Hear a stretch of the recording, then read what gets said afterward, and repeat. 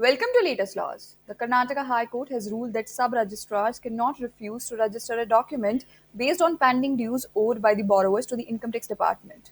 The court issued this ruling while allowing a petition filed by a purchaser of land auctioned by Canara Bank. The petitioner argued that the auction proceedings were conducted under the Securitization and Reconstruction of Financial Assets and Enforcement of Securities Interest Act 2002 SARFAESI Act, which takes precedent over any other law. He contended that the pending dues with the Income Tax Department were not a valid reason to deny the registration of the sale certificate. The government countered the argument, saying income tax dues are statutory obligations and must be cleared by the borrowers to ensure the property is free from encumbrances.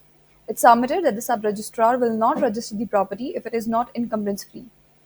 The court reviewed the provisions of the Registration Act and rules, noting that the sub-registrar does not have the jurisdiction to refuse registration of a document unless there is a violation under Rule 171 of the rules. In another news, a Sikkim High Court has decided to grant menstrual leave to women employees for up to 3 days every month. The notification issued to this regard stated that their account shall not be debited on availing such leaves.